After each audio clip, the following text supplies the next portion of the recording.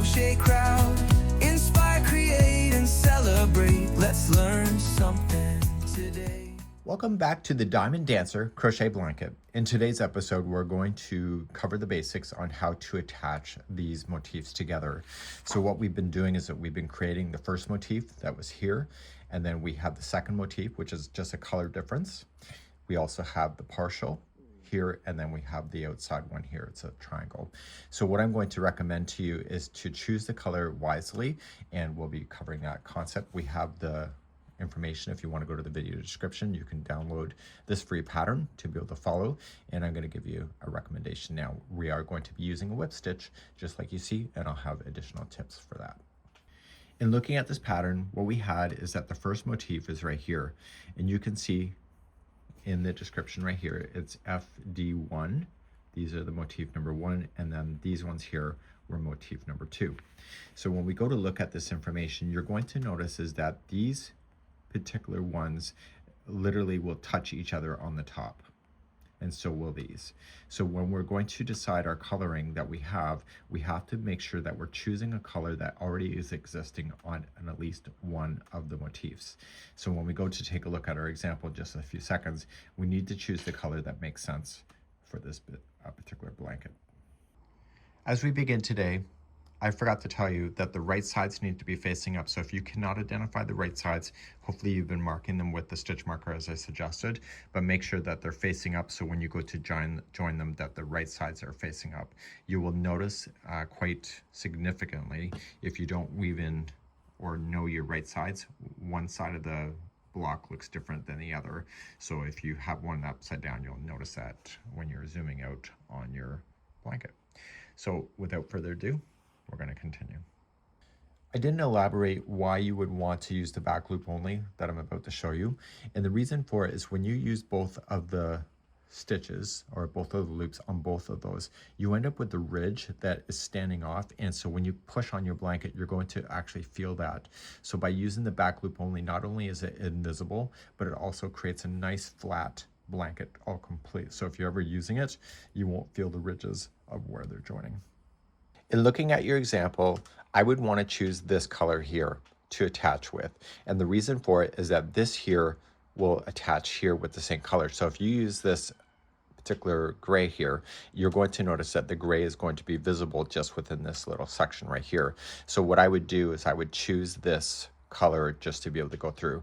As long as one motif has the same color of the same yarn that you're using to sew it to, it's going to be invisible. So even if I wanted to just use this gray and go across over here and back up, I can do that. But what you would want to pay attention to the most is that this particular color right here does not carry through all the way to here. So the next motif would be the gray sitting on top of here. So just this little section here, if you use that pink there, it's going to be visible. So you would want to just stop your pink right here at the end, not carry it through, use the gray just for that little section there, and then just pick it up again, the pink, if you wanted to, back on the other side, just like you see. So you want to be very selective of that. When I'm on the crochet cruises, people tend to not really care about the way that their stuff is going together as far as the coloring, and it drives me absolutely nuts. So what I'm going to do is that I'm going to show you how to whip stitch these together. I am only going to use the back loop only, and by using the back loop only, it makes it as an invisible join, so it's really difficult to see where that strand is, but because we're using the same color anyway, it's going to just hide into the background anyway. So let's just grab some yarn and let's show you how to put this together. So I'm just going to grab a long enough strand, and you can use multiple strands to put this thing together. That's just how you're going to weave in your ends when you go to do it. And what I want to do is that I want to start sequentially going across. So if this was the bottom border of your blanket, I would start there, work your way up across, and then I could come back down the other side and stop if I wanted to, or I could use the same color, go up across, and then back and come this way, or I could come up and go across. You determine the direction you want to go. So to do this, I'm going to create a slip knot on the one side of the strand that I just made, and I'm going to use that as a locking mechanism to be able to put this thing together. So I'm going to just put this other side onto a tapestry needle, just like that, and we're going to begin putting our motifs together. So I would start obviously just somewhere, and I'm going to begin, and this is already ready to go. I have my slip knot available, and I'm going to go through the outside of the back loop only. So it's the furthest loop away from me. Okay, I'll get more in the camera here. And I'm gonna match it to the back loop of this side. So in this case, it'll be just folded up a little bit so you can see the back loop only. And what this does is it makes the strand fall in between the join, which makes it invisible. And you're going to pull through. And when I pull through, I want to stop at that slip knot that I created and put that needle through the slip knot. This is going to lock it into position, and I left a long enough strand that I can use my tapestry needle to hide that in. So I'm going to just toss it to the background. We can hide that in later. I didn't weave in my ends because I'm a bad boy today. But I'm going to advance to the next stitch that's available to me, the back loop only. Just ignore the strand, the loose end, and then just use the back loop of this side. This is called the whip stitch. And when you pull, it's going to come across your top side and kind of sink down. And so the number of stitches that you have match each other. So you just keep advancing.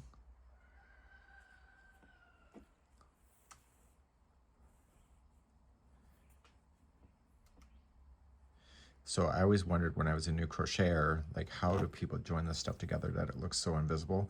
It's about the color, and it's about the technique. Every now and then, just give it a good tug, and you see that it will join together perfectly.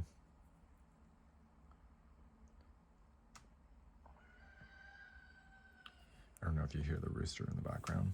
It's driving me nuts. It's going to go to freezer town real quick, though.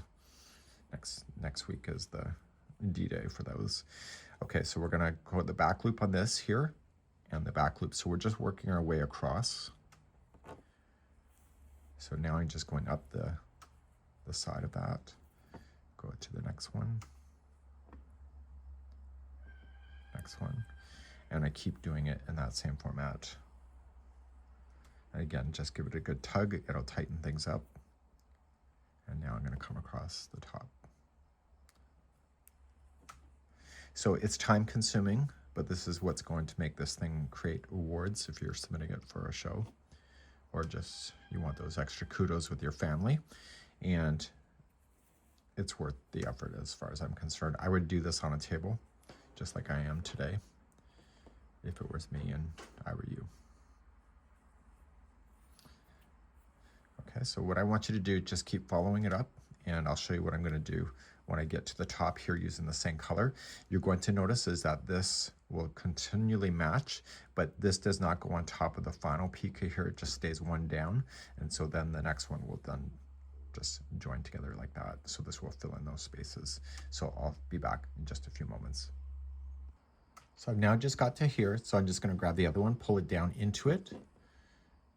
And then just at the top here, just match it to this one and pull that together.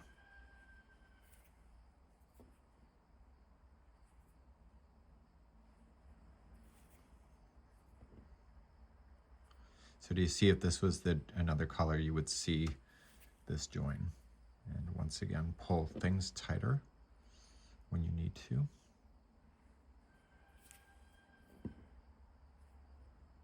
So I would go sequentially on this thing, putting it together. I wouldn't jump all over the place. And this is your last one. And then just go down and just pull that in.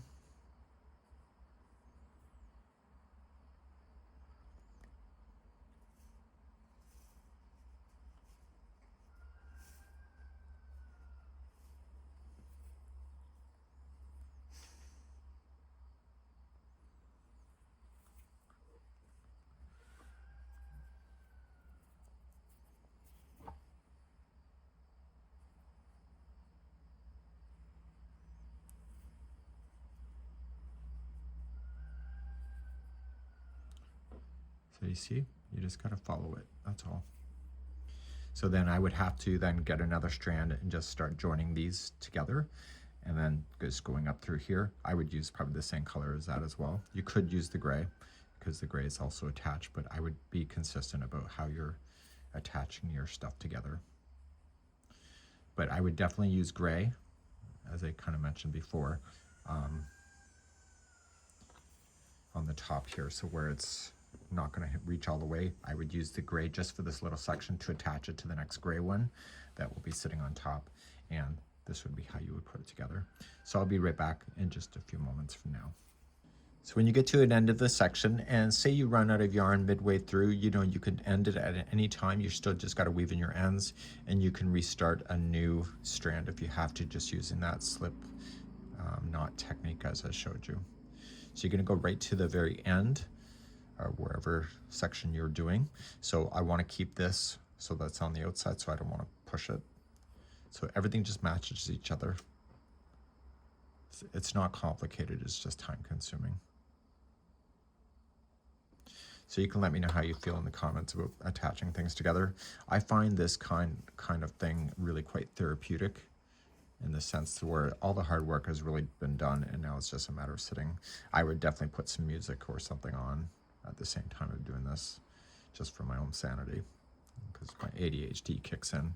So you're just going to join it like that, okay? And then what I want to do is at the end of this, I want to push it through to the back side and pull through. And I would create a knot onto itself here in the back.